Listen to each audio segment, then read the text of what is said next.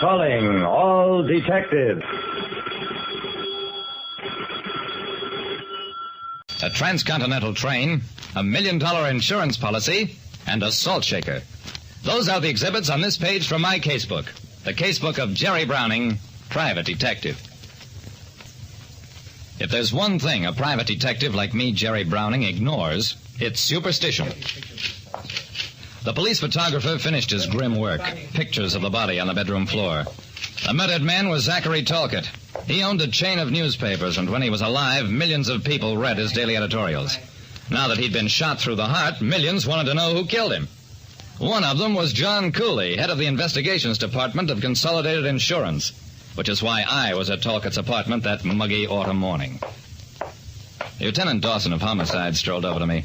I was sitting in the living room at a table that had been set for dinner for two, a dinner that had never been eaten. Dawson sat down alongside of me. Jerry, this dinner table shows that Talcott was expecting a guest last night. When he was shot, he fell forward, broke his pocket watch. It stopped at 20 minutes past 8. It's 9:30 a.m. now, and the rigor mortis condition of the body indicates that Talcott has been dead a little over 12 hours. Angeline Walker's been going with Talcott. If she has no alibi for 8:20 last night, she's halfway to the chair. Talcott wanted to marry Angeline Walker. Why would she kill him? Dawson mopped his brow. I'll have all the answers after she confesses. Talcott certainly kept it hot in here. I'll tell the boys to open a few windows.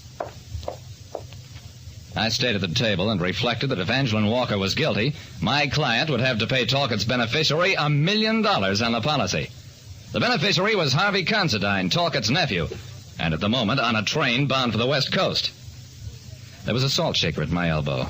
I picked it up, idly let the salt pour out in a swift stream on the tablecloth. There's an old superstition that spilled salt is supposed to spell out the name of a murderer.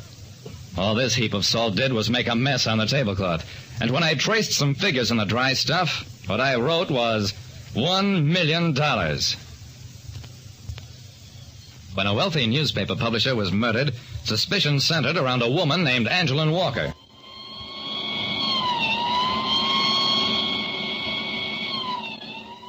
Dawson arrested Angeline Walker about 2 hours after Talcott's body was found, rushed her off to jail. She refused to give an alibi. I sat alongside Dawson's desk and looked unhappy.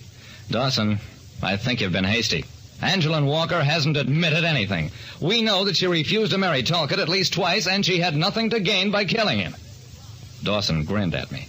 Jerry, you're worrying about Consolidated Insurance's $1 million policy.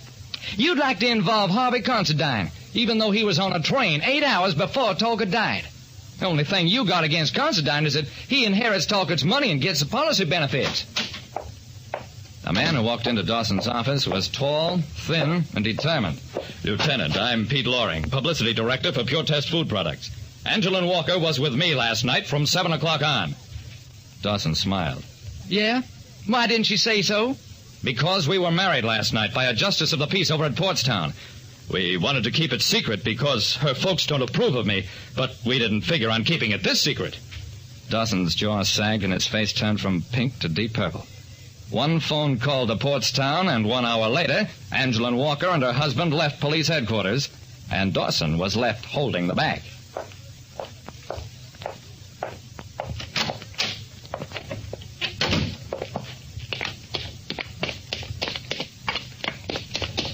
I fell into step with Dawson as he emerged from the police commissioner's office. Dawson, that was a mistake anybody could have made. Now let's think of Harvey Considine. He's the only man who stands to gain anything by Talcott's death, and what he stands to gain is a fortune. Dawson opened and closed his mouth a couple of times, but no sound came out. Whatever the commissioner had said to him, it must have been pretty searing. Finally, Jerry, Considine is on the Sunshine Limited. We know that. He boarded the train here 8 hours before Talcott was killed. He's been riding ever since, and right this minute he's still on the train someplace in Utah. Jerry, he's got the world's best alibi, and if I stick my neck out again, the commissioner will purely lop my head off. I argued with him the length of the corridor. Dawson, I figure all that stuff at the apartment was a setup. The dinner table, the broken watch in Talcott's pocket, a lot of stuff indicating that Talcott was killed around 8:30 last night. When, as a matter of fact, he might have been killed many hours earlier. The body wasn't discovered until 9 o'clock the following morning, so there's no knowing when he was killed. Dawson shook his head sadly. I thought of all that, Jerry. But the autopsy report is absolute. Rigor mortis determines how long the body's been dead. That rigor mortis is determined by the condition of the body, the temperature of the room, and a lot of other scientific stuff there's no arguing with.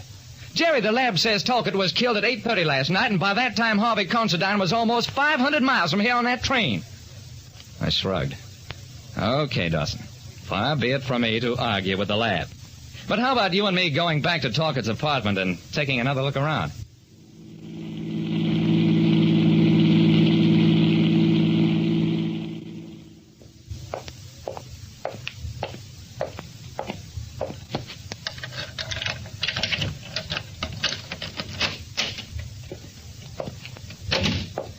It was about 6 o'clock at night when we entered the apartment.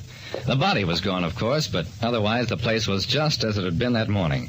The table was still set for the dinner that had never been eaten, and the air in the apartment was just as muggy and oppressive as it had been that morning. We puttered around the place for perhaps half an hour, found nothing that the eagle eyes of the homicide squad experts had missed. After a while, I sat down again at the table. There was a caked puddle of salt on the tablecloth. I picked up the salt shaker as I had that morning, tilted it over. Nothing came out of it, so I unscrewed the top. It was about half full of salt, all of it caked in a soggy, compact mass from the dampness. I stared at it. That's funny. This morning, this salt flowed freely, and it was just as damp in here as it is now. Dawson, this is very funny. Jerry, I don't know what you're talking about. I'm not sure that I do either. But just for the fun of it, let's talk to whoever's on the service elevator.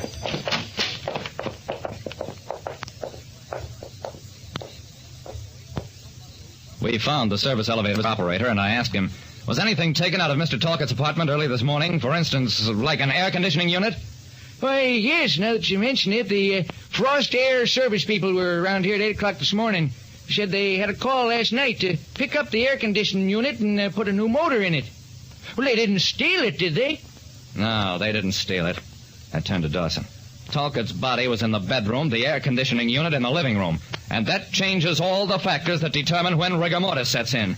Dawson, I think you'd better wire ahead and have Harvey Considine taken off the Sunshine Limited. Considine was guilty, of course. He'd killed Talcott just before taking his train at noon, counted on the powerful air conditioning unit to throw out all the factors on rigor mortis. Then he arranged with the service company to pick the unit up the first thing in the morning, knowing that the maid would not arrive and find the body until an hour later. It was a clever stunt, and might have worked if it hadn't been for the salt that ran freely in the still dry air of the morning and had caked by that night.